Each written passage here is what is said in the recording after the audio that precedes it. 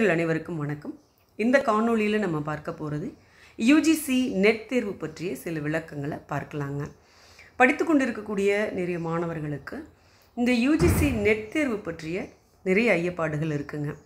அதாவது இந்த நெட் தேர்வு எழுதுவதற்கு என்ன கல்வி தகுதி வேண்டும், ஆண்டுக்கு எத்தனை முறை இந்த தேர்வு வைப்பாங்க, இதில் எவ்வளோ மதிப்பெண்கள் நம்ம பெற்றால் தேர்ச்சி அடையலாம், ஜேஆர்எஃப்னா என்ன, இதுக்கு எத்தனை பேப்பர் இருக்கும், அதில் அந்த பேப்பரில் என்னென்னலாம் கேட்பாங்க, எவ்வளோ மதிப்பெண்கள், இந்த மாதிரி நிறைய ஐயப்பாடுகள் இருக்குது.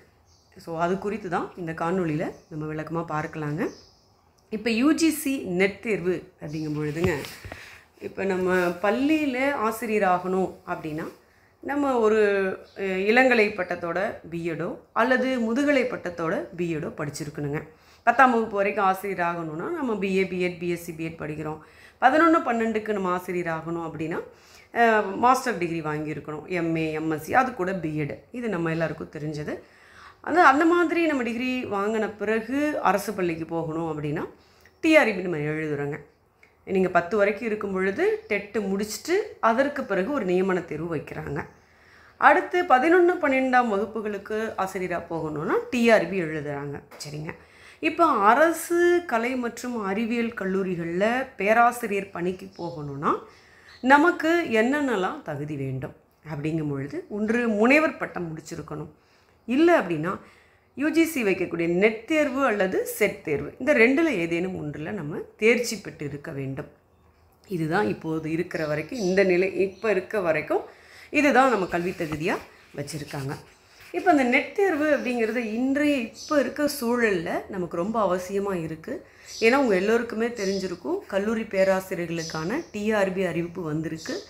டிசம்பர் 20ஆம் தேதி அதற்கான எழுத்து தேர்வு நடைபெற இருக்குங்க. அப்போ இனிமேற்பட்டு வரக்கூடிய காலங்களில் அரசு கலை மற்றும் அறிவியல் கல்லூரிகளில் நம்ம பேராசிரியர் ஆகணும் அப்படின்னா இந்த நெட் தேர்வு நமக்கு அவசியமாகிறது. இது அரசு கல்லூரிகள் மட்டும் இல்லைங்க, நீங்கள் ஒரு தனியார் கல்லூரிகளில் பணியேற்கணுன்னாலும் நெட் ஆர் செட் நம்ம தேர்ச்சி பெற்று இருக்கிறது ரொம்ப அவசியமாக இருக்குது. ஸோ இது யாரெல்லாம் எழுதலாம் அப்படின்னு பார்க்கும் பொழுது, நீங்கள் பிஜி முடித்திருந்தால் போதுமானதுங்க. இப்போ நெட் தேர்வு அப்படிங்கிறது ஆர்ட்ஸ் சப்ஜெக்ட்டுக்குங்க.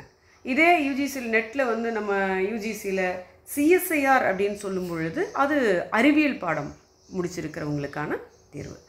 இப்போ இதை யாரை முன்பெல்லாம் பார்த்தோம் அப்படின்னா பிஜி டிகிரி முடித்த பிறகு தான் இந்த நெட் செட் தேர்வு எழுதுவதற்கு அவங்களுக்கு தகுதின்னு இருந்தது. இப்போ அந்த ரூல்லாம் மாறி நீங்கள் முதுகலை 1ஆம் ஆண்டு பயின்று கொண்டிருக்கும் பொழுதே, படிச்சுட்டு இருக்கும் பொழுதே நம்ம இந்த நெட் தேர்வு அட்டன் பண்ணலாம், எழுதலாம். அதாவது முடிச்சுட்டு தான் எழுதணும்னு இல்லை, நீங்கள் 1ஆம் ஆண்டு படித்து கொண்டு இருக்கும் பொழுதே இந்த நெட் தேர்வு நம்ம எழுதலாம். அடுத்து இப்பொழுது இப்போ நெட் தேர்வு அப்ளை பண்ணுவதற்கு ஓப்பன் பண்ணியிருக்காங்க. நீங்கள் இப்போ பார்த்துட்ருக்கீங்க இல்லையா, அக்டோபர் 7ஆம் தேதியில் இருந்து நவம்பர் 7ஆம் தேதி வரைக்கும் நம்ம அப்ளை பண்ணலாங்க. நவம்பர் 7ஓட இது முடியுது, அப்ளை பண்ணலாங்க. அடுத்து பார்த்தோன்னா இதற்கான தொகை ஃபீஸ், நீங்கள் ஜென்ரலாக இருந்தால் 1150 இது தொகையாக வசூல் பண்ணுறாங்க. இதே ஜென்ரலில் இடபிள்யூஎஸ் ஓபிசி என்சிஎல் இவங்களாக இருந்தால் 600 ரூபாங்க. எஸ்சி எஸ்டி கேண்டிடேட்டாக இருந்தால் அவங்களுக்கு 325 ரூபா அப்படிங்கிறது சொல்லியிருக்காங்க. அப்ளை பண்ணாதவங்க இன்னும் உங்களுக்கான கால அவகாசம் இருக்குது. நீங்கள் பிஜி முடித்திருந்தால் போதுமானது, இதுக்கு நீங்கள் அப்ளை பண்ணலாம். பிஜி பாஸ் பண்ணியிருக்கணும். இந்த நெட் தேர்வு எழுதுவதற்கு என்னங்க குவாலிஃபிகேஷன் அப்படின்னா, நீங்கள் முதுகலை பட்டம் தேர்ச்சி பெற்று இருக்க வேண்டும். அதுதான் இந்த தொகையை வந்து நீங்கள் கட்டிட்டு இப்போ 7ஆம் தேதி வரைக்கும், நவம்பர் 7 வரைக்கும் இருக்குது. ஸோ நீங்கள் எழுதலாம். இதுக்கு பார்த்தோம் அப்படின்னா இப்போ பாருங்கள், ஸ்க்ரீனில் உங்களுக்கு நல்லாவே தெரியும் டியூரேஷன் ஆஃப் எக்ஸாமினேஷன். சரிங்க, இது எவ்வளோ மணி நேரம் இந்த பரீட்சை நடக்குது, எத்தனை பேப்பர் இருக்குது அப்படின்னா 3 மணி நேரம் இந்த தேர்வு நடைபெறுதுங்க. 3 மணி நேரம், இதில் எந்த இடைவெளியும் கிடையாது. பேப்பர் 1 பேப்பர் 2 ரெண்டுமே இந்த 3 மணி நேரத்துக்குள்ளேயே தாங்க. இந்த பேப்பர் 1 முடிஞ்சவுடனே ஒரு பிரேக் விட்டுட்டு பேப்பர் 2 அப்படி கிடையாது. பாருங்கள், no break between paper 1 and paper 2 அப்படின்னு இருக்குங்க. ஸோ 3 மணி நேரம் நடைபெறக்கூடிய இந்த தேர்வு பேப்பர் 1 பேப்பர் 2 அப்படின்னு 2 தாள்களை கொண்டதுங்க. சரி, பேப்பர் 1ல் என்ன இருக்கும், பேப்பர் 2ங்கிறது நம்ம மேஜர் பேப்பர். சரி, பேப்பர் 1ல் நம்ம என்னென்னலாம் படிக்கணும் அப்படின்னு பார்த்தோம்னா, இப்போ நீங்கள் ஸ்க்ரீனில் பார்த்துட்ருக்கீங்க இல்லையா, இதுதான் பேப்பர் 1. சரிங்களா, general paper on teaching and research aptitude அப்படின்னு இருக்குங்க. இதுதான் உங்களுடைய சப்ஜெக்ட் கொடுக்குறாங்க. இந்த பேப்பர் 1 அப்படிங்கிறது நெட் தேர்வு எழுதக்கூடிய எல்லா மேஜர் மாணவர்களுக்குமே பொதுவானது. நீங்கள் தமிழ் மாணவர்களாக இருக்கலாம், ஆங்கிலமாக இருக்கலாம், வரலாற்று துறையாக இருக்கலாம், அல்லது பொருளாதாரத்துறையாக இருக்கலாம், அல்லது கணினியாக இருக்கலாம். இப்படி நீங்கள் எந்த மேஜராக இருந்தாலும் இந்த பேப்பர் 1 அப்படிங்கிறது பொதுவான தாள். சரிங்களா? எல்லோருக்கும் ஒரே மாதிரி தான் இந்த வினா இருக்கும். இன்னொரு விஷயம் என்ன அப்படின்னா, இந்த பேப்பர் 1 முழுக்க முழுக்க ஆங்கிலத்தில் தான் இருக்குங்க. இங்கிலீஷ் ஆர் ஹிந்தியில் இருக்கும். நம்ம தமிழ் படிச்சிருக்கோம், நாங்கள் பிஏ எம்ஏ தமிழ் படிச்சிருக்கோம், எங்களுக்கும் இங்கிலீஷில் தான் இருக்குமான்னு கேட்டால் இங்கிலீஷில் தான் இருக்கும். நீங்கள் தமிழ் மாணவராக இருந்தாலும் சரி, ஆங்கிலம் எதுவாக இருந்தாலும் சரி, இந்த நெட் தேர்வை பொறுத்த வரைக்கும் இது நேஷ்னல் எலிஜிபிலிட்டி டெஸ்ட், இந்திய அளவில் நடக்கக்கூடிய ஒரு தேர்வு. இந்த பேப்பர் 1 ஆங்கிலத்தில் தான் இருக்கும். இதே நீங்கள் செட் தேர்வு எழுதுனீங்க அப்படின்னா ஸ்டேட் எலிஜிபிலிட்டி டெஸ்ட், இது மாநில அளவில் நடைபெறக்கூடியது. அந்த தேர்வில் பேப்பர் 1 அப்படிங்கிறது தமிழில் இருக்கும். சரிங்களா? இதுதான் வித்தியாசம். மற்றபடி சிலபஸ்லாம் ஒன்று தான். இந்த நெட் தேர்வை பொறுத்த வரைக்கும் பேப்பர் 1 ஆங்கிலத்தில் எழுதுறீங்க, செட் தேர்வை பொறுத்த வரைக்கும் பேப்பர் 1 தமிழில் இருக்கும். சரிங்களா? இது எல்லா மேஜருக்கும் பொதுவானதுங்க. இப்போ இதில் என்னென்னலாம் இருக்குது பாருங்கள். இந்த யூனிட்டில் யூனிட் 1 டீச்சிங் ஆப்டிடியூட் இருக்குங்க. சரிங்களா? டீச்சிங் ஆப்டிடியூட், அதுக்குள்ளே இவ்வளோ தலைப்புகள் கொடுக்குறாங்க பாருங்கள். இவ்வளவு தலைப்புகள் கொடுக்குறாங்க. இதில் ஸ்வயம் மூக்கோர்ஸ் வரைக்கும் எல்லாமே இருக்குங்க. அடுத்தது யூனிட் 2 ரிசர்ச் ஆப்டிடியூட். ஏன்னா நம்ம இந்த எக்ஸாம் எழுதிட்டு எந்த பணிக்கு போக போகிறோம்? பேராசிரியர் பணிக்கு போக போகிறோம். ஆய்வு மாணவர்களுக்கு நம்ம பேராசிரியராக போகும் பொழுது ரிசர்ச் நமக்கு அந்த ரிசர்ச் மெத்தடாலஜி நமக்கு நல்லா தெரிஞ்சிருக்கணும் இல்லைங்களா? ரிசர்ச் ஆப்டிடியூடு கேட்குறாங்கங்க. அடுத்து யூனிட் 3 பாருங்கள் காம்ப்ரிஹென்ஷன் கேட்குறாங்க. அடுத்து கம்யூனிகேஷன் இருக்குது 4ல். அடுத்து 5ல் பாருங்கள் மேத்தமெட்டிக்கல் ரீசனிங் அண்ட் ஆப்டிடியூட் அது இருக்குங்க. லாஜிக்கல் ரீசனிங் இருக்குது. டேட்டா இன்டர்பிரிட்டேஷன் பாருங்கள், இது 7வது யூனிட்டில் இருக்குது. அடுத்து இன்ஃபர்மேஷன் அண்டு கம்யூனிகேஷன் டெக்னாலஜின்னு ஐசிடின்னு சொல்லுவாங்க, இது 8வது யூனிட்டில் இருக்குதுங்க. அடுத்தது பீப்புள் டெவலப்மெண்ட் அண்டு என்விரான்மெண்ட், இது 9வது யூனிட்டில் இருக்குது. ஹையர் எஜுகேஷன் சிஸ்டம், இது 10வது யூனிட்டில் இருக்குது. ஸோ 10 யூனிட் இருக்குது. இது பேப்பர் 1 தாள் 1க்கு எல்லோருக்குமே இதே தான். சரிங்களா? நீங்கள் பேப்பர் 2 அப்படிங்கிறது அவங்கவுங்க பாடத்துக்கு ஏற்ப மாறும். இப்போ நீங்கள் தமிழ்னா முழுக்க முழுக்க அதில் தமிழ் இருக்கும். நீங்கள் கணினினா முழுக்க முழுக்க கணினி, வரலாறு, பொருளாதாரம் என்ன நீங்கள் மேஜரோ அது பேப்பர் 2ல் இருக்கும். பேப்பர் 1 பொறுத்த வரைக்கும் எல்லோருக்குமே இதே சிலபஸ் தான். இதுக்குள்ளே நிறைய நீங்கள் உட்பிரிவுகள்லாம் கொடுத்துருக்குறாங்க. இது பாருங்கள், ஒவ்வொரு வினாவுக்கும் இதில் என்ன மதிப்பெண். அடுத்து இது நமக்கு ஒரு டவுட் வருங்களா? ஒவ்வொரு கேள்விக்கும் எத்தனை மதிப்பெண் அப்படிங்கும்பொழுது ஒரு வினாவிற்கு 2 மதிப்பெண்கள். சரிங்களா? மொத்தம் இந்த பேப்பர் 1 பொறுத்த வரைக்கும் 50 வினாக்கள் கேட்பாங்க.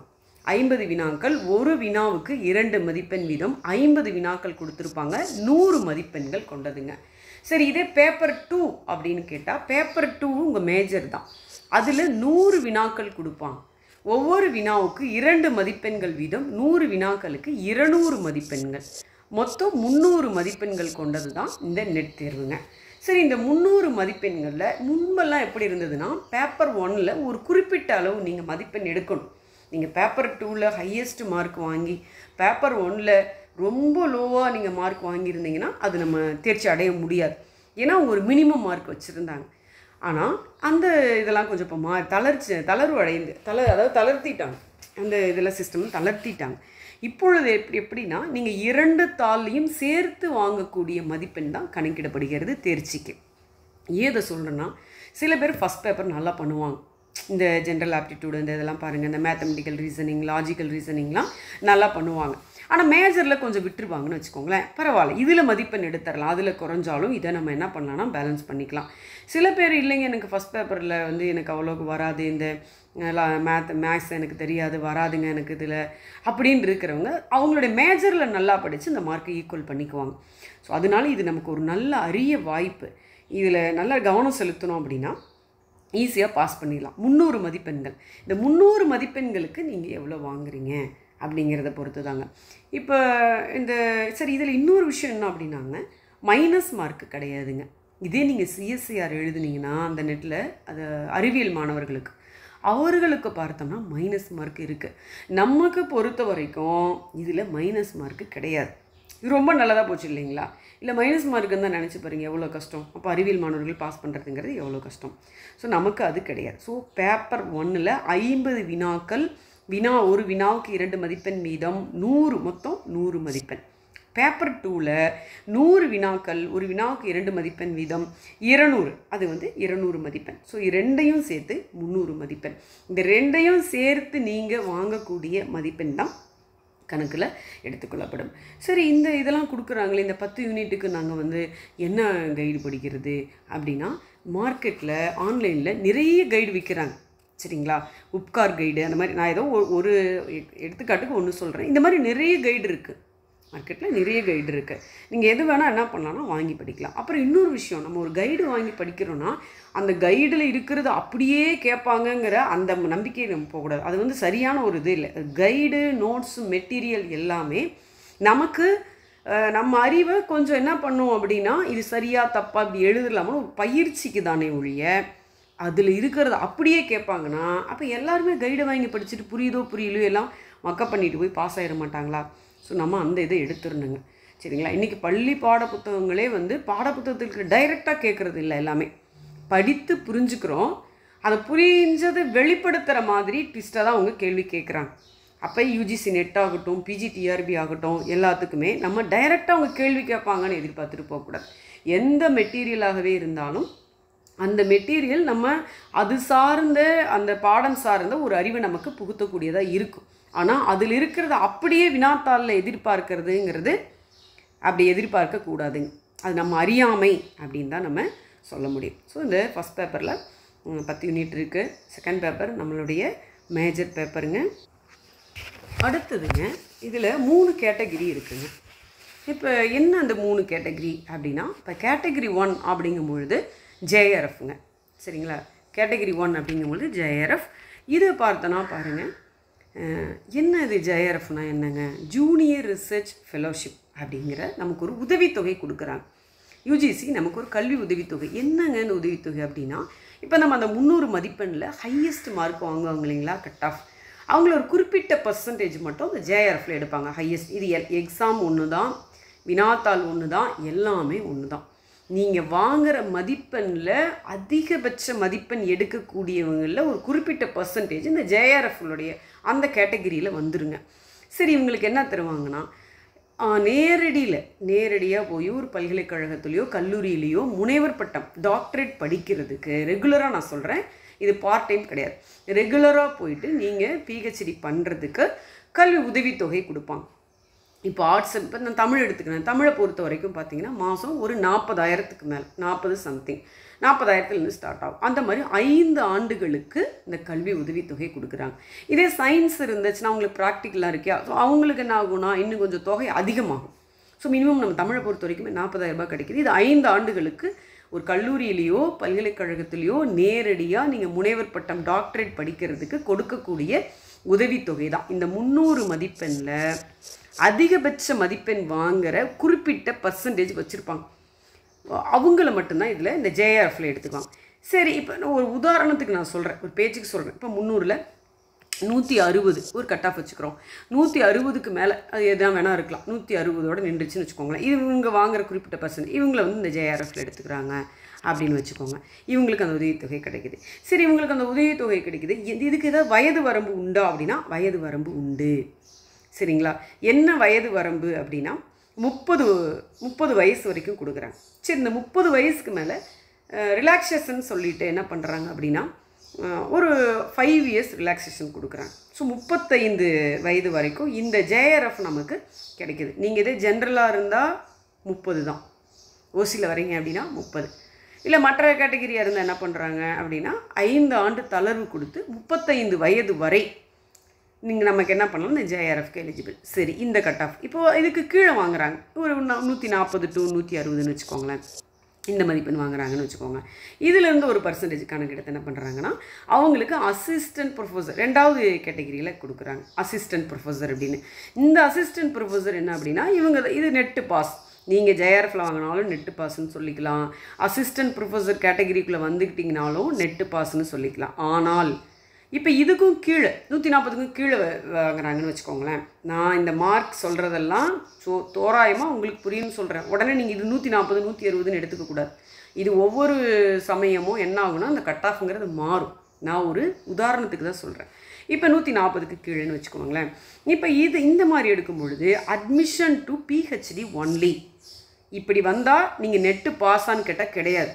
நல்லா தெரிஞ்சுக்கோங்க. நிறைய நண்பர்கள் நான் அட்மிஷன் டு PhD ஒன்லி அப்படி நான் நெட்டு பாஸ் ஆகிட்டேன்னா நான் இந்த அசிஸ்டன்ட் ப்ரொஃபஸருக்கான TRB எழுதலாமான்னு கேட்குறாங்க. கிடையவே கிடையாது. Not qualified. இது எதுக்கு கொடுக்குறாங்கன்னா இந்த அட்மிஷன் டு PhD அவங்களே தெளிவாக கொடுக்குறாங்க. நீங்கள் PhD அட்மிஷன் போட்டுக்கிறதுக்கு இது ஓகே. இதுவும் ஒரு 1 இயர் தான்.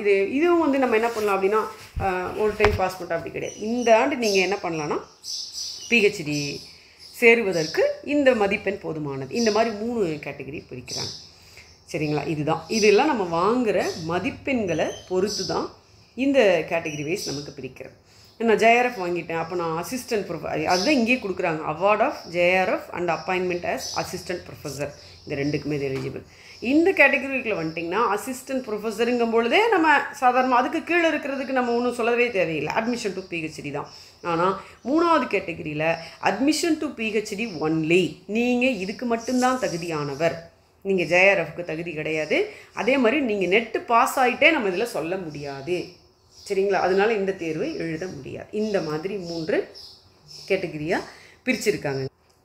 அடுத்து இப்போ நீங்கள் பார்க்குறது என்னென்ன சப்ஜெக்ட்னு கொடுத்துருக்காங்க. சப்ஜெக்ட் கோடு, சப்ஜெக்ட் என்னென்ன சப்ஜெக்ட்லாம், இந்த சப்ஜெக்ட்லாம் இது படித்தவர்களெல்லாம், இந்த பாடம் படித்தவர்களெல்லாம் நெட் தேர்வு எழுதலாம். இதில் வந்து அவங்க பாருங்கள் அல்பபெட்டில் கொடுத்துருக்குறாங்க என்னென்னு. இதில் பாருங்கள் நிறைய இருக்குது. ஆர்கியாலஜிலாம் இருக்குது. இதெல்லாம் படிக்கிறது ரொம்ப ரேராக தான் படிக்கிறாங்க. பாருங்கள் கம்ப்யூட்டர் சயின்ஸ் அண்டு அப்ளிகேஷன்ஸ் இருக்குது. ஃபோக் லிட்ரேச்சர் தனியாகவே இருக்குது. என்விரான்மெண்டல் சயின்ஸ் இருக்குது. ஜியாகிரஃபி இருக்குது. அடுத்து லாங்குவேஜெலாம் இருக்குது. ஜெர்மன், குஜராத்தி, ஹிந்தி. அப்படின்னா பாருங்கள் ஹிஸ்ட்ரி இருக்குது. ஹோம் சயின்ஸ் இருக்குது. நிறைய பேருக்கு தெரியும் ஹோம் சயின்ஸ் படிச்சிருக்கோம், நம்ம இது வந்து எழுத முடியுமா அப்படின்னு எழுதலாம். லாங்குவேஜ் எல்லாமே இதில் வந்துடும். லா இருக்குது. லைப்ரரி அண்ட் இன்ஃபர்மேஷன் சயின்ஸ் இருக்குது. பாருங்கள் லிங்குவிஸ்டிக்ஸ் இருக்குது. மொழியியல் இருக்குது. இவங்கெல்லாம் என்ன பண்ண ஃபிசிக்கல் எஜுகேஷன்லாம் இதில் தான் வராங்க. அவங்க வந்து நெட்டு எழுதலாம். பொலிட்டிக்கல் சயின்ஸ் இருக்குது. சைக்காலஜி இருக்குது. பாருங்கள் அடுத்தது பார்த்திங்கன்னா பப்ளிக் அட்மினிஸ்ட்ரேஷன் இருக்குது. இந்த மாதிரி இது எல்லாமே இருக்குது. இந்த மாதிரி என்ன கொடுக்குறாங்க அப்படின்னா பாருங்கள் ஒரு 85 கொடுத்துருக்காங்க. உமன் ஸ்டடீஸ் இருக்குது. யோகா இருக்குது. இதில் நம்ம பாடம் இருங்க அப்படி இருங்க இங்கே இருக்குது பாருங்கள் 76ல் இருக்குங்க. சோசியாலஜி இருக்குது. சோசியல் ஒர்க் இருக்குது. சோசியல் மெடிசன் இருக்குது. நிறைய பாடங்கள் நம்ம பெரும்பாலும் பார்க்குறது எல்லாமே தமிழ், வரலாறு, பொருளாதாரம் இதுதானே பார்த்துட்ருக்கீங்களா. இந்த மாதிரி நிறைய பாடங்கள் இருக்குது. மொத்தம் 85 சப்ஜெக்ட்காரங்க என்ன பண்ணலான்னா இந்த அதாவது நெட் UGC நெட் நம்ம எழுதுறதுக்கு இருக்குது அப்படிங்கிறத கொடுத்துருக்காங்க. ஸோ இது நெட் பற்றிய இது. இன்னொரு விஷயம் என்ன அப்படின்னா இந்த பேப்பர் 1 எழுதுவதற்கு பேப்பர் 1 இதற்கு நம்ம ஒரு பயிற்சி கொடுக்குறாங்க. 800 ரூபாய் தான் இதுக்கான தொகை. பார்த்தோன்னா 800 ரூபாய் முதல் தாளுக்கு. சரிங்களா? வருகின்ற அக்டோபர் 22ஆம் தேதி இதற்கான அறிமுக வகுப்பு, முதல் வகுப்பு தொடங்க இருக்குதுங்க. டீச்மெண்ட் அப்ளிகேஷனில் இந்த வகுப்பு நடைபெற இருக்குதுங்க. மாலை நேரம் தான். எல்லோரும் வந்து வேலை முடிச்சுட்டு வந்து கலந்துக்கிற மாதிரி தான் இருக்கும். 7 to 8 அந்த மாதிரியான டைமில் இருக்கும். இதில் பார்த்தோம் அப்படின்னா ரொம்ப பயனுள்ள ஒரு வகுப்பாக இருக்கும். கட்டணம் குறைவு தான். 35 வகுப்புகள் நடைபெறுங்க. 35 வகுப்புகள் நடைபெறும். நீங்கள் இதை பதிவு பண்ணுங்கள். ஏன்னா ஃபஸ்ட் பேப்பரில் எவ்வளோ முக்கியமான விஷயங்கள் எல்லாம் இருக்குது. நம்ம அதுலேயும் என்ன பண்ணலான்னா எளிமையாக மார்க் எடுக்கிற மாதிரி இந்த வகுப்பு உங்களுக்கு உறுதுணையாக இருக்கும் நிச்சயம். மேலும் உங்களுக்கு ஏதாவது தகவல் வேணும் அப்படின்னா நீங்கள் ஸ்க்ரீனில் பார்க்குற இந்த நம்பருக்கு நீங்கள் தொடர்பு கொள்ளலாம். 950052591117 இதுக்கு தொடர்பு கொள்ளுங்கள். தொடர்ந்து நம்ம தமிழ்ச்சோலை பார்த்துட்டு வாங்க. தொடர்ந்து நம்ம தமிழ்ச்சோலைக்கு பேராதரவு கொடுத்து கொண்டு இருக்கக்கூடிய நண்பர்கள் அனைவருக்கும் மனமார்ந்த நன்றி. வணக்கம்.